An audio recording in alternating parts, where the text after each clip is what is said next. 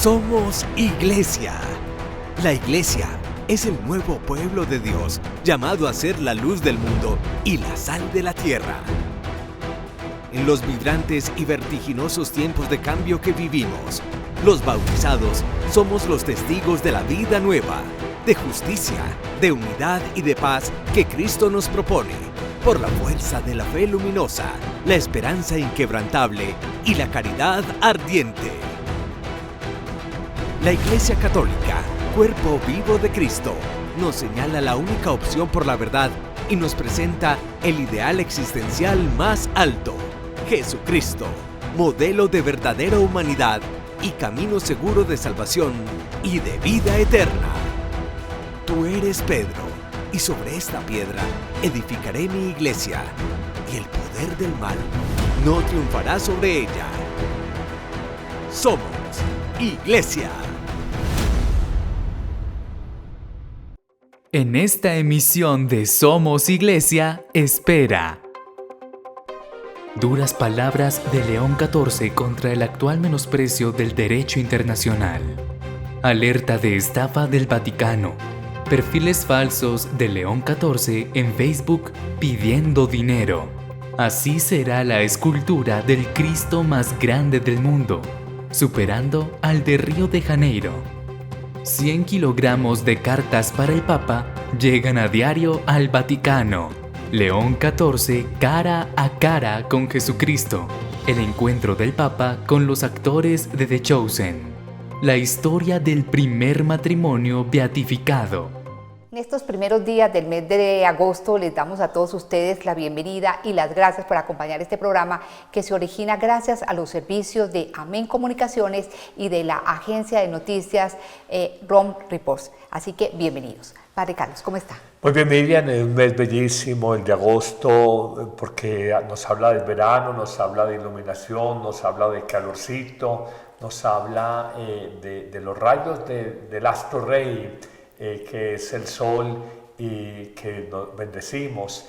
Definitivamente me gusta mucho más el verano que el invierno, pero pienso en un plano espiritual que es un mes lleno de santos, lleno de santos. Hoy mismo celebramos la fiesta de la transfiguración del Señor, una fiesta litúrgica bellísima que nos recuerda la gloria de Jesús frente a sus tres discípulos más cercanos, Pedro, Santiago y Juan, en la altura del monte Tabor. Pero podríamos hablar de la Asunción de María el 15 de agosto, podríamos hablar de María Reina el 22 de agosto, podríamos hablar del Padre San Maximiliano María Kolbe, podríamos hablar de San Juan Eudes, podríamos hablar de San Agustín, podríamos hablar de Santa Mónica, podríamos hablar de San Bernardo. Santa Clara de Asís. Santa Clara de Asís, patrona de la televisión, aunque no existía en la época, pero ella tenía visiones a la distancia. De manera que es un mes lleno de gigantes que nos recuerdan que la santidad es posible y que es un llamado, que no es un club de millonarios o de súper ricos o de privilegiados. La santidad es un llamado universal. Jesús nos dice, sean santos como mi Padre del cielo es santo, y el santoral, valga la redundancia, de este mes de agosto tiene una variedad inmensa de estos gigantes que encarnaron plenamente el Evangelio. Padre Carlos, ¿hay algún evento importante acá en la Casa Montemaría? Tenemos pasado mañana el retiro de solos y solas, porque es un fenómeno social mundial. Ya en nuestro país se habla casi de un 20% de hogares unipersonales, donde en una casa, en un apartamento vive una sola persona, bien porque la familia murió, bien porque hay separaciones familiares, conyugales, bien porque nunca hubo un matrimonio, una convivencia con alguien. Entonces cada vez hay más esta realidad sociológica de los solos y las solas, y vamos a tener un retiro que más que retiro es un poco como campamento, donde vamos a trabajar lo que es el sentido de la vida, un proyecto de amor aún estando en condición de solitariedad, un proyecto de compartir, un proyecto de servicio, como lo que es capaz de darle proyección y plenitud a la vida, el servicio. Va a ser un encuentro justo desde pasado mañana viernes hasta el domingo, donde sé que van a haber experiencias muy bonitas en el plano humano, en el plano del compartir fraterno y en el plano espiritual. Yo el año pasado estuve en el encuentro de Solas y Solas y lo disfruté muchísimo, Padre Carlos, así que espero que sea un éxito en esta segunda entrega o en esta segunda vez. Bueno, y vamos a iniciar el programa hablando del Papa León XIV, quien se quejó en días pasados del menosprecio que se hace del derecho internacional. El Papa pronunció unas duras palabras sobre los conflictos en curso a nivel internacional, sobre todo en Oriente Medio. Il cuore sanguina pensando all'Ucraina, alla situazione tragica e disumana di Gaza e al Medio Oriente devastato dal dilagare della guerra. León XIV mostró su preocupación por la retórica que usan los actores internacionales para justificar la violencia y lo que llamó la ley del más fuerte. Siamo chiamati noi tutti, umanità, a valutare le cause di questi conflitti, a verificare quelle vere e a cercare di superarle e a rigettare quelle spurie, frutto di simulazioni emotive e di retorica, smascherandole con decisione. La gente non può morire a causa di fake news. León XIV no dio nombres de países concretos, pero criticó con dureza el modo en el que se está tratando el derecho internacional. Come si può continuare a tradire i desideri di pace dei popoli con le false propagande del riarmo, nella vana illusione che la supremazia risolve i problemi anziché alimentare odio e vendetta? È desolante vedere che la forza del diritto internazionale e del diritto umanitario non sembra più obbligare, sostituita dal presunto diritto di obbligare gli altri con la forza. Estas palabras las pronunció ante los participantes en la Asamblea Plenaria de la ROACO, una institución que trata de ayudar económicamente a las comunidades cristianas de Oriente Medio. Padre, cuéntenos exactamente qué es esto del derecho internacional. Ahora el derecho internacional humanitario, cuando los conflictos estallan, lo primero que se conculca son los derechos humanos. Y el derecho internacional humanitario es una legislación que surge precisamente para humanizar estados irregulares de crueldad, de violencia, como es la guerra. Respetar, por ejemplo, los servicios sanitarios o de salud, ambulancias que van a socorrer personas caídas en combate, no utilizar cierto tipo de armas biológicas que denigren la dignidad del ser humano, no esclavizar o maltratar a los prisioneros de guerra. Hay muchas normas que buscan hacer más humano, más digno los conflictos cuando estallan. Y el Papa está hablando precisamente de esto, de que con una retórica de falsas noticias, las fake news, de alguna forma se está rearmando las grandes economías del mundo. Piénsese en lo que sucedió hace par de meses, unas semanas, cuando el gobierno de los Estados Unidos le ha exigido a prácticamente todos los países europeos miembros de la Organización del Tratado Atlántico Norte, la OTAN, que destinen un 5% de su Producto Interno Bruto, que son miles de millones de dólares o de euros desde la mirada europea, para el rearme. Y esto, claro, en desmedro de programas sociales, de programas de salud, de programas de alimentación, de programas en pro del hombre. Una carrera armamentista que no conduce sino a que nos amenacemos bajo el manido argumento que si quieres la paz, prepárate para la guerra. Hay mucha gente que de pronto no entiende qué es esto de las fake news. Por favor, explíquenos y por qué una fake news puede afectar la relación entre los países o lo está afectando actualmente. De manera genérica, fake news significa noticias falsas, y podríamos hablar hoy más desde lo que un filósofo surcoreano que hoy está muy en boga, Byung-Chul Han, hoy habla de alguna manera de todo este crecimiento de la información que crea narrativas o formas de narrar la vida, la historia, desde los algoritmos. Y los algoritmos te disparan según el gusto que tú tengas y te refuerzan tus posiciones políticas, ideológicas, sociológicas, étnicas, para bien o para mal.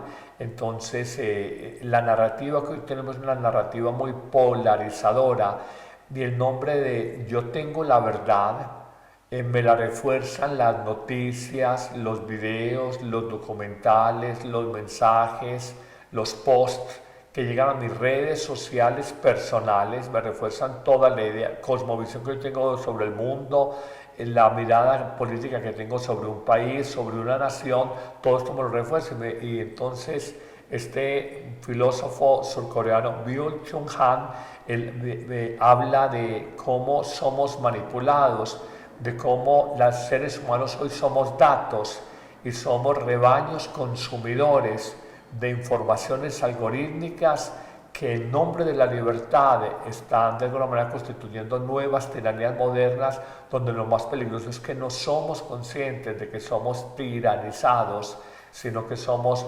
manipulados, repito, por datos selectivamente vomitados a nuestros aparatos tecnológicos, los celulares, a nuestras tabletas, a nuestros computadores, pero es simplemente por los algoritmos que manejan las grandes multinacionales tecnológicas. Padre, yo pienso que las redes sociales asociadas a la inteligencia artificial han promovido muchísimo más esto de los datos falsos o fake news o noticias falsas.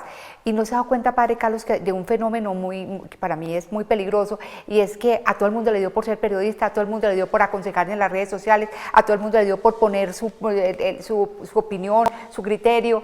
Eso es un peligro, Padre. Este filósofo y pensador surcoreano habla de la infocracia, que está reemplazando la democracia. El orden del pueblo, la infocracia es que ya gobierna, es la información, pero la información no necesariamente es veraz, sino que es dirigida y atendida donde el nombre de la transparencia. Nuestra vida es completamente permeable a estos grandes sistemas de Big Data o de gran información, y ellos nos, permítanme la expresión, nos escupen, nos vomitan, nos envían mensajes que refuerzan estereotipos de género, estereotipos religiosos, estereotipos políticos de derecha y de izquierda, y en el fondo nos hacen personas que nunca nos vamos a volver a encontrar en comunión, porque ya los contactos no son contactos humanos, sino contactos mediados a través de información, donde decía este filósofo,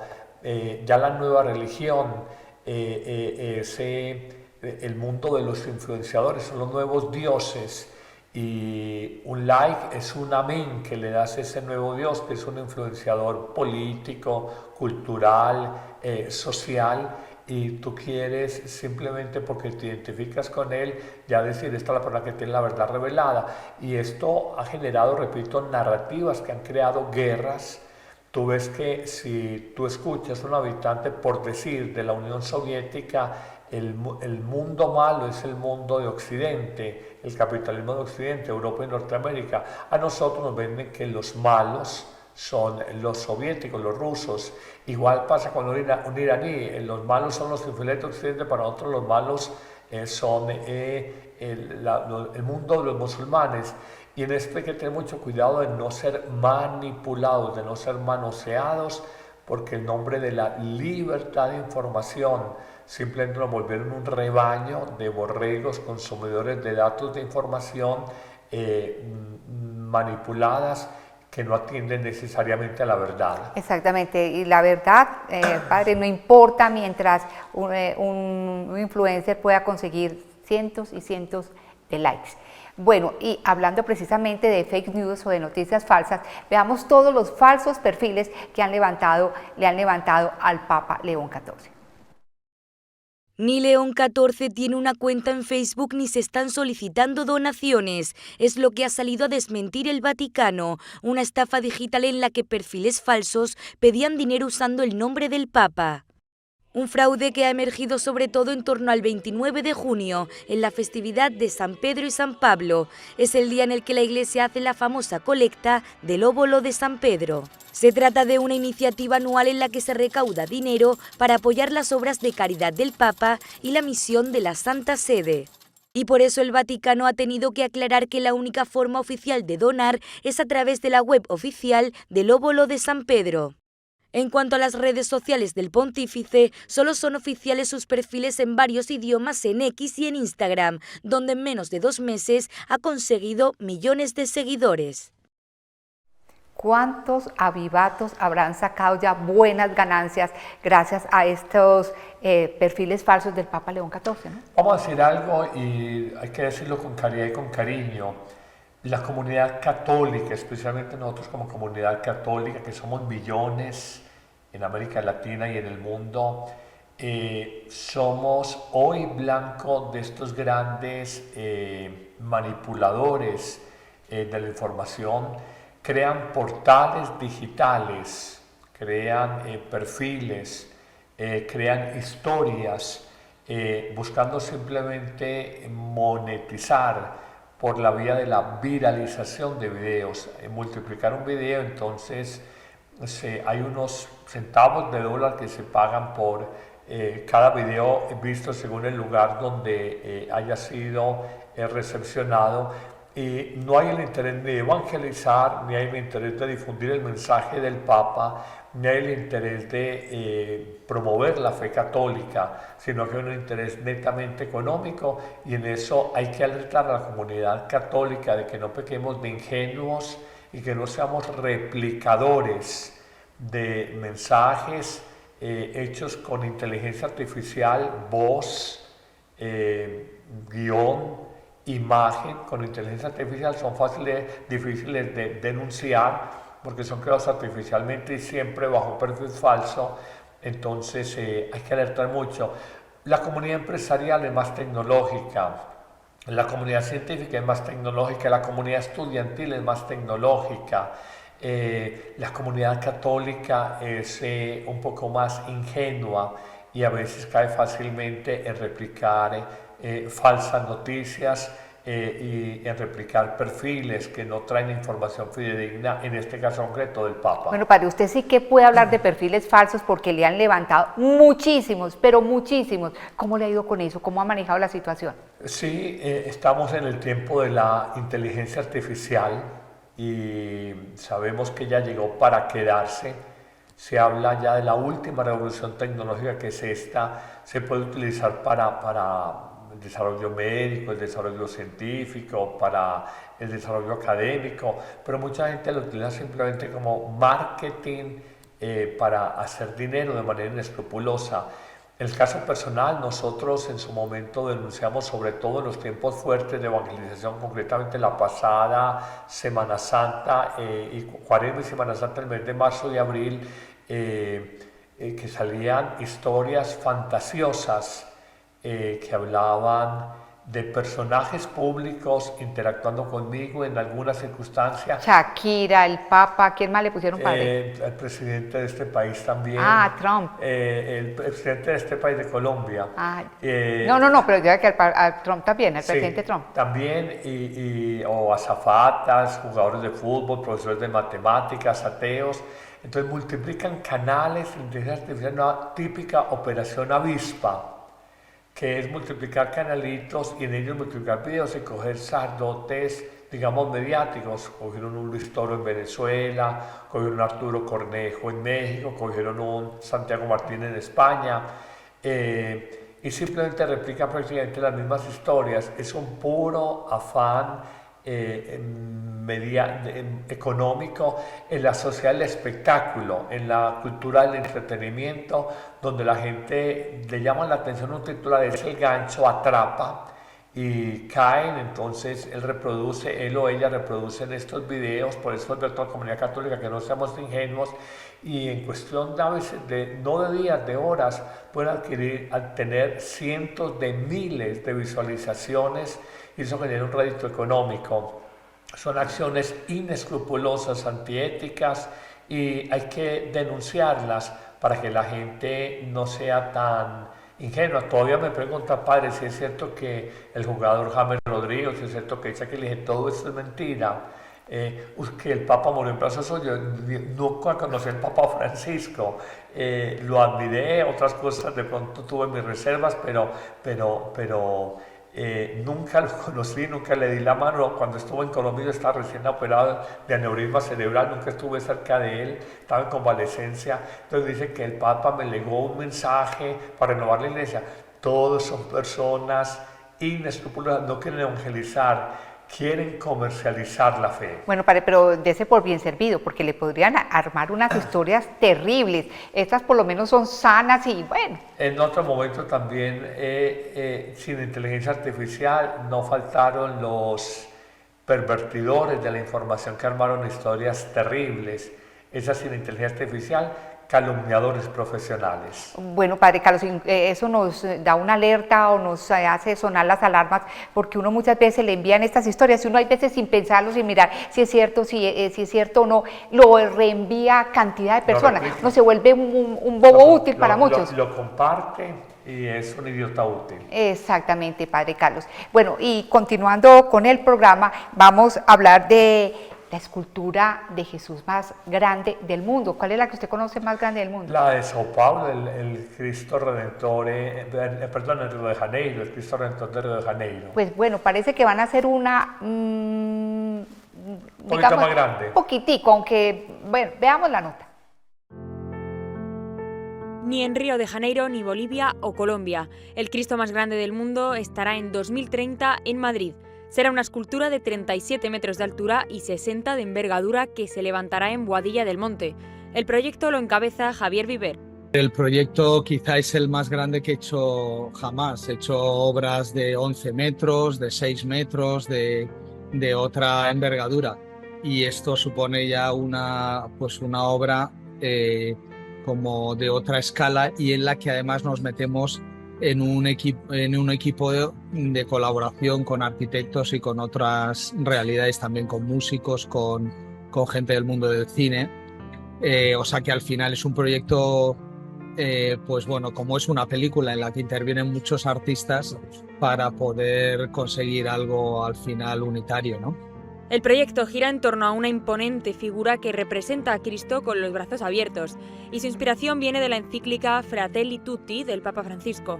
Lo que te encuentras es un torso de Cristo que abre sus brazos a toda la humanidad, y esa era como la primera seña de identidad que queríamos representar, que es el Fratelli Tutti del Papa Francisco. Alguien que se erige como un símbolo de unidad, de acogida, en el que cualquier persona puede acercarse a su corazón, y él abre los brazos a todo el mundo sin distinción de ningún tipo. Lo más impactante estará en su interior, un espacio diseñado para que quien lo visite pueda vivir una experiencia cercana y profunda. Como Tomás tocando la herida de su llaga en el costado, como la Virgen María abrazando su cuerpo y uniéndose a su latido, o como Juan apoyando su cabeza en el pecho de Jesús. El torso está abierto y está orientado, el costado abierto con la llaga está orientado al sol naciente. Entonces el primer rayo de luz atravesará ese costado, iluminará el corazón de oro que está en su lugar anatómico, y en ese momento produce una refracción de la luz y se activa un mecanismo de poleas por el que el corazón desciende de lo alto. Aquí hay una imagen, pues desciende de aquí a la tierra hasta el suelo.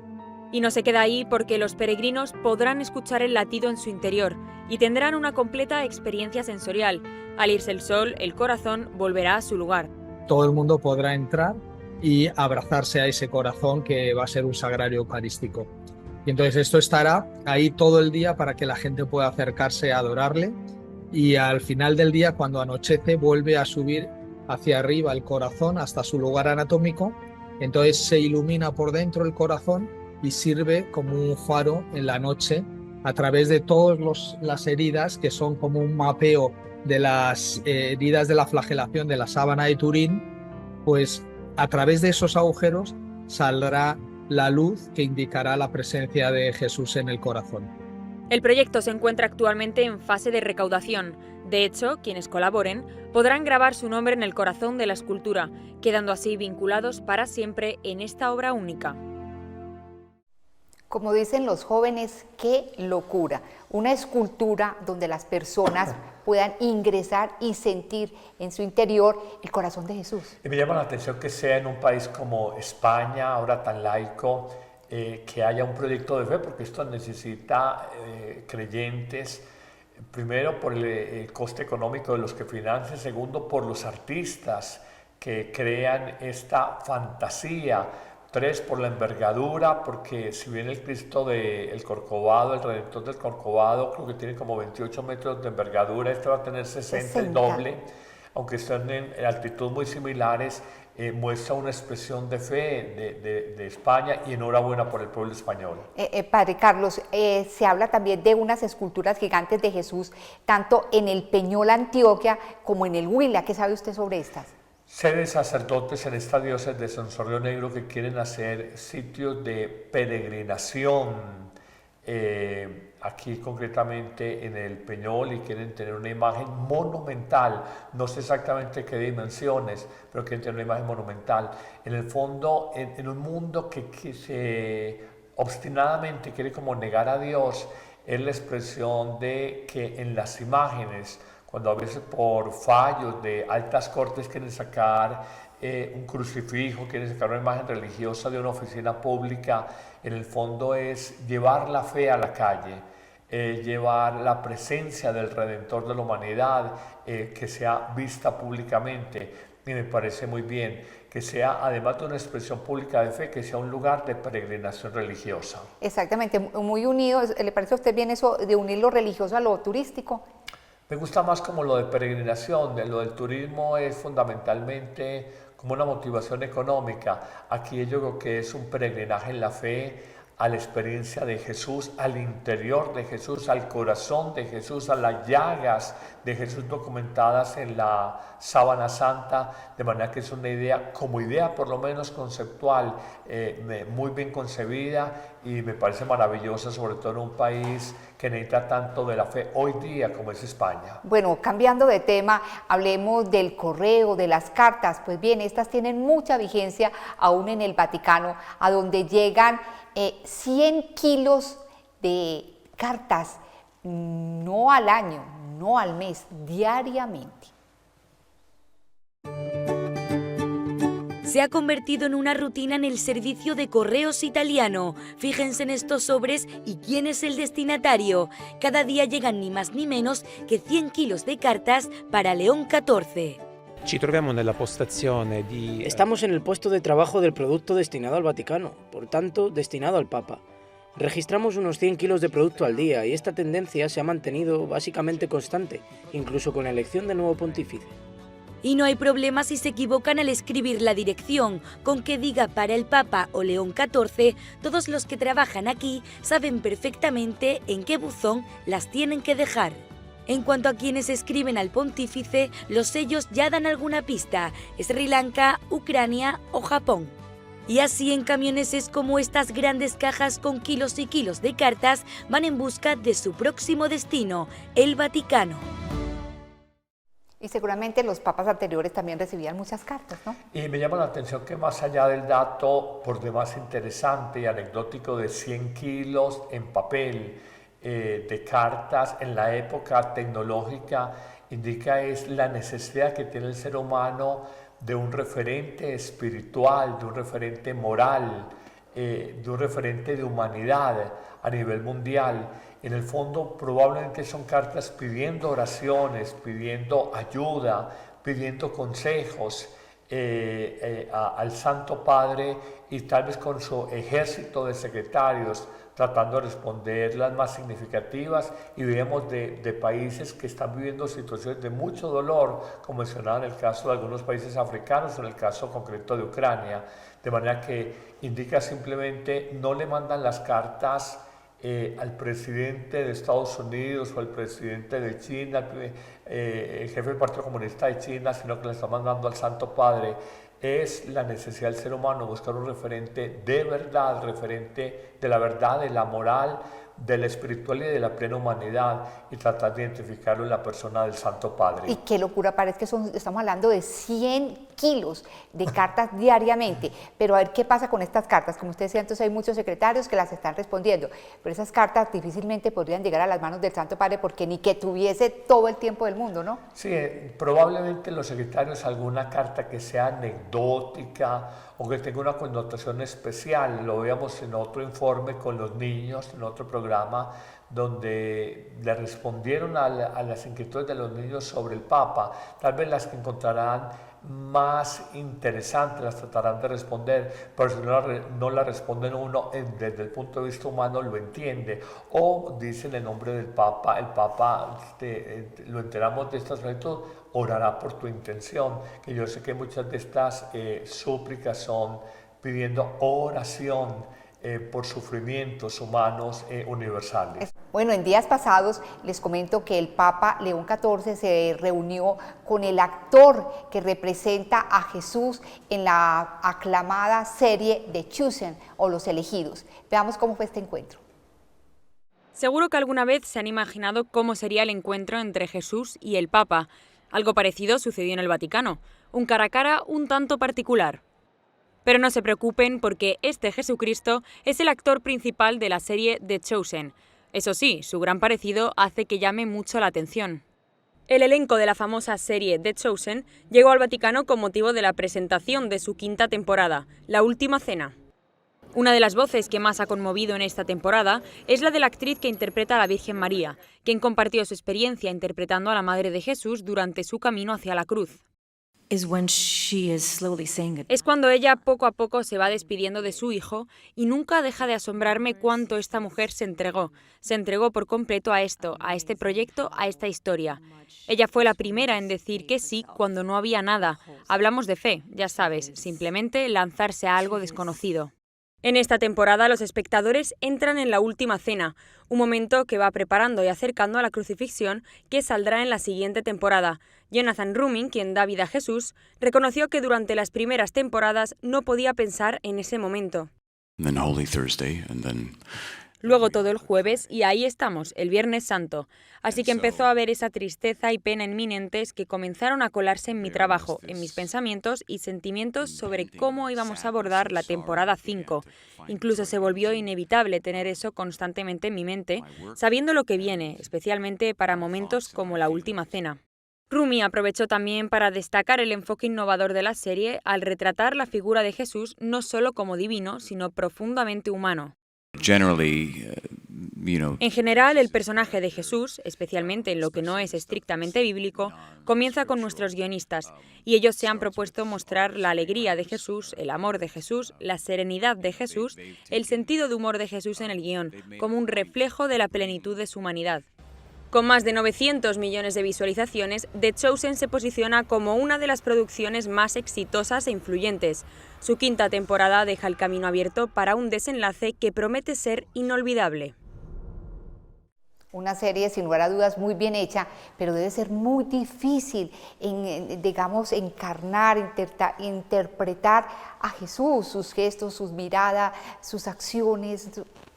Totalmente de acuerdo, es un esfuerzo, lo decía el actor Jonathan Rouming, dice humanizar, y eso está muy bien porque hay que decir, Jesús fue verdadero Dios, pero fue verdadero hombre, y los evangelios nos dan, digamos, una mirada universal del mensaje central y esencial que se nos quiso revelar, pero habrá miles de detalles de plena humanidad, de encuentro humano, lo que decía de humor, de cansancios, de situaciones domésticas o cotidianas que la película quiere recrear.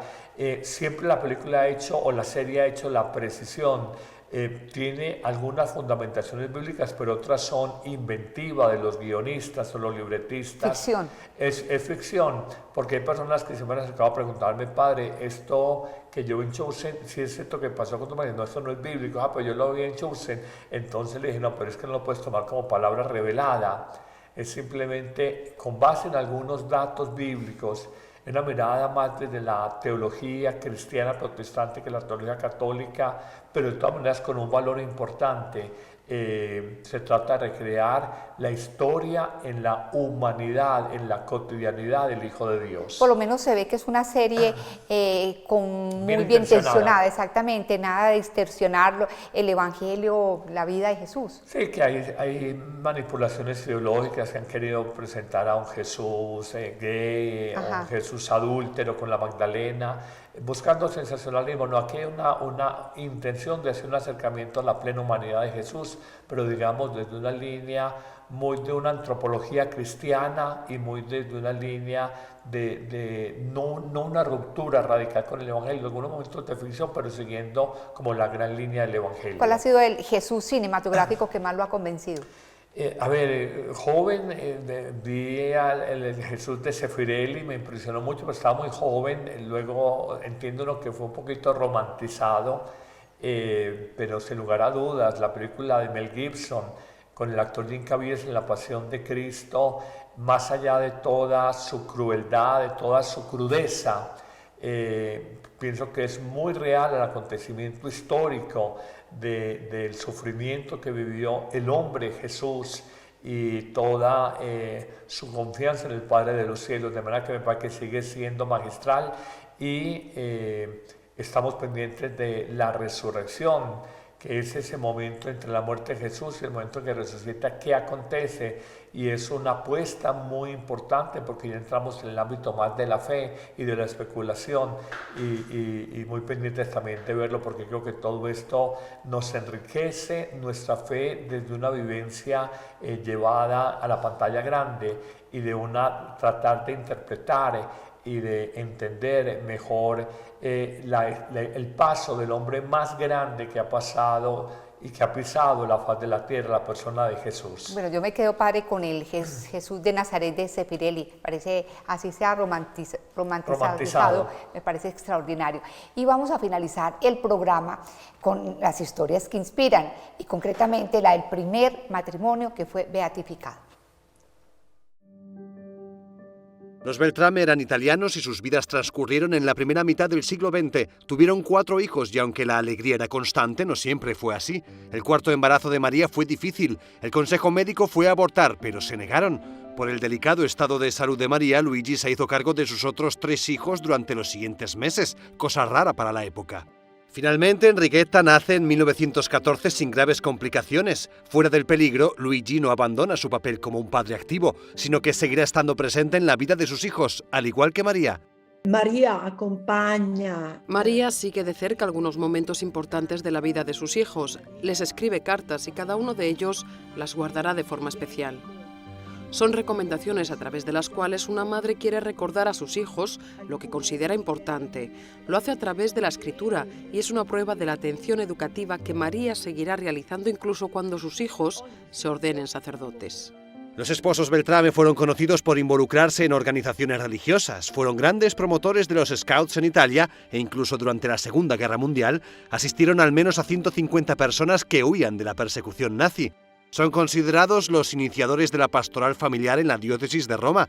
María incluso dejó escritos sobre la Eucaristía, la educación de los hijos y el matrimonio. Son documentos que siguen siendo consultados por las familias de hoy. Extraordinario, las parejas, los matrimonios que caminan juntos hacia la vida eterna, ¿no? Pienso en los papás de Teresita del Niño Jesús, Luis Martán y Celia Guerín. Pienso en el Nuevo Testamento, en Áquila y Priscila. Piensa uno en tantos matrimonios, en los abuelos, que yo digo un matrimonio bien vivido es camino seguro de santidad. A veces no se trata, y en lo personal creo que soy más amigo de la santidad, más allá de hechos extraordinarios, como la santidad de lo cotidiano, la crianza de los hijos, la tolerancia en la convivencia, el respeto, el compartir con el necesitado, la oración de cada día, el sentido trascendente de la existencia, el perdón frente a las ofensas, la comunicación profunda. El aceptar la voluntad de Dios, El aceptar, así sea difícil. Aceptar y acoger la voluntad de Dios, todo esto son valores muy cotidianos que nos llevan a nosotros a poder vivir en santidad, una vida matrimonial, una vida célibe, en soltería, una vida sacerdotal.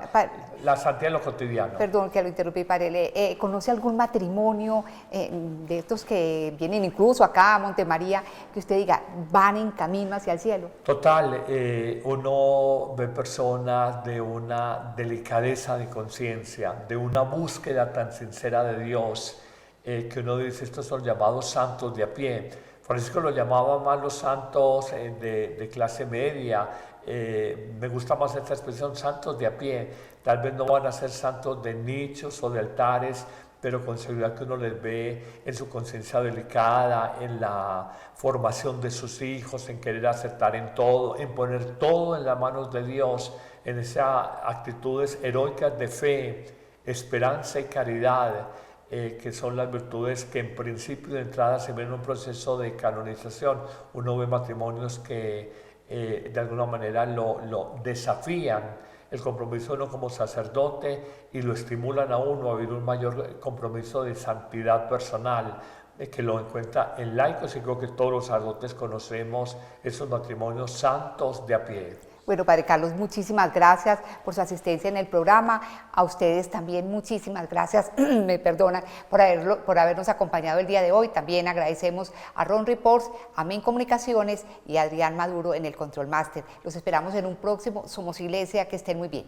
Que el Señor los bendiga a todos.